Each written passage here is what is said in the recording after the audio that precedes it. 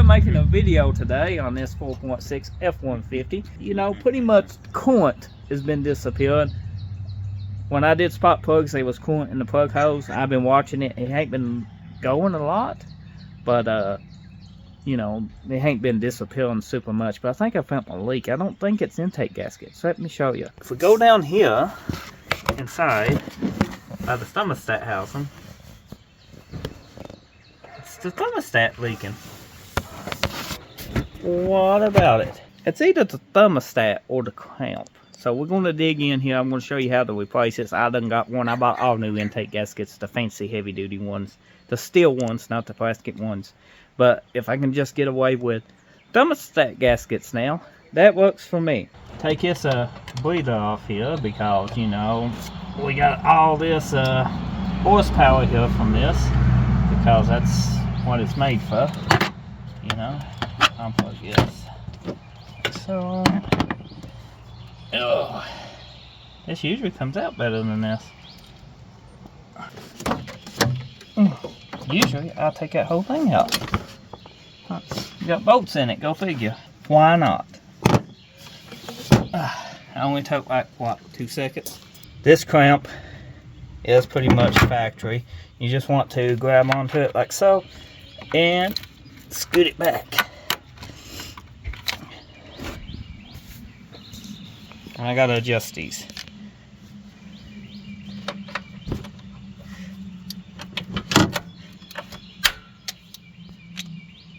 These is not going good enough. Nope, these won't work. These is junk. We're just gonna twist this and try to get this broke loose. Sometimes you have to take a pick and put in whoever my pick got off to, but I'm sure it's somewhere. Oh God. Make sure your clamp is off of it good too, because my clamp is not. Now, I got this moved back further. Maybe we can do something with it. This might need a hose. Who knows? Gonna take a pick, try not to poke a hole in it. Just go around and unstick this. Just like so. There we go, it's moving. And put something underneath this to catch, like a pan. Or drain your radiator, either one. If you want to drain it, there's a drain on the passenger side up under here. I'm not going to show you because I ain't draining it. I'm just going to let it run out. It can only run out to here. And you can see coolant's still at the top of the hose because I got it folded up. And this is what we need to remove.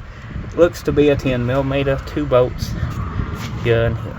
I don't know if you can see this, but this is going to break. You can just tell by the way it's going. Oh, don't break it, man. Oh yeah, it's going to break. Oh God, no. So I'm going to try to heat this up carefully. Yeah, try to heat it up a little bit. And then break it loose without burning anything important. But most likely that's going to break, and this 10-minute job's going to turn into an all-day one. And since we got antifreeze, it's not flammable. It's going to take both hands. The bolt didn't break, but you can see that's what you get into when you buy second hand. It's got silicone and stuff in it. This bolt seems to tighten up, and so it might not be stripped. I don't know if it had an intake gasket and they smothered it and it got in the hole. Back over here you can see we got the thermostat housing off. You just tap it. It'll ease right up. Then you can take your one way or something, grab this old thermostat, and pry it up. Yeah, it's leaking. Let's just go ahead and put this back in for now. There we go. Just throw that down. Well, it's supposed to use an O-ring. Yeah, right. You can see it's got a flat style one. That ain't no O-ring right there. No O-ring, no. No. And then we got this in here. So if everything goes correctly, we're going to pop this one out and switch it right fast. Let me show you what size we got. Usually we've got it written on them. This is a 196 Fahrenheit. Wonder what's in it. They're 180.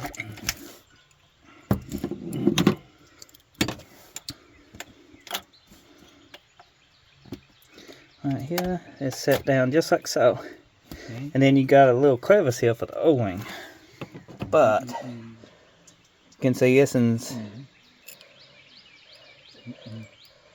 it's no different. This is a 192. It's a little bit cooler. That one's a little bit harder. Here's a thermostat housing. And you can see it's made for the O-ring style. It just goes here and it presses down on it. But we're gonna go probably change thermostat housings too when I go get the bolts. The joys of working outside. It started raining. Kentucky is crazy with weather, you know. Like, I don't think it's gonna last too long though. Well, that was a good little shower. It lasted for about 40 minutes. And you can hear it's still angry. So let's go back to what we're doing. Now I'm gonna explain something to you in case you're trying to research this in these videos here. This right here is kind of a factory universal type gasket O-ring thing. And they went to this updated style here. It comes in orange and black. So if you got that, it's perfectly fine to use this.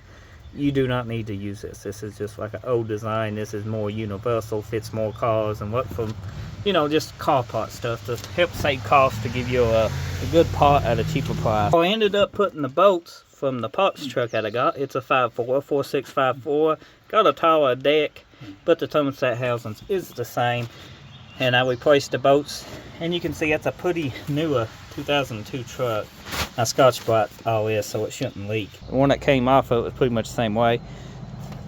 So just snug it down, don't over tighten it. You can snap in bolts, and the O-ring is what keeps it from leaking. I ended up changing the hose to this Motorcraft Gates one. Looks better than what I had from the parts truck. I also had a Motorcraft thermostat in it I probably could have reused. I just installed my new one from AutoZone, and now I'm going to top it off fluid, buff the system, put my intake back on. Pretty self-explanatory. Just, you know, put your air bleeder back on the same way it came off. Don't over tighten your bolts because they could break. It's aluminum. And yeah, we'll let it run for a few and check it for leaks. Now I'm going to let it idle, come to operating temperature, and fill it up accordingly with my antifreeze coolant mix. Usually a 50-50 mix. My belt's got a little wet, but look, I got a leak, same place I had. And that's how come you check it. Maybe I can tighten it up a little bit. Let's see. Let me get over here.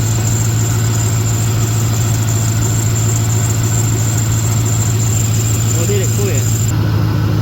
Also, on a side note, if you see a little bit of fluid, it could be what's already above that O-ring and pushing out, because that's sealed by the O-ring. So just watch it, let it build up pressure, come to temp, because that's when it's actually going to leak, is under pressure. It came up to temperature, and as you can see, it's dry. It's dry here. So I replaced the hose because the other hose was kind of soft. The thing you can do is undo your coil packs and your plug wires if you get any misfiring, because coolant goes down into his plug hose. That's the thing I'm going to do probably tomorrow because it's raining, and it seems to do fine right now. But I definitely need to clean those out because then we'll corrode your plugs into place. That coolant will and cause you issues. So hopefully you found this video helpful. Thanks for watching. I'm going to go and pick me up some antifreeze. It's a little bit low.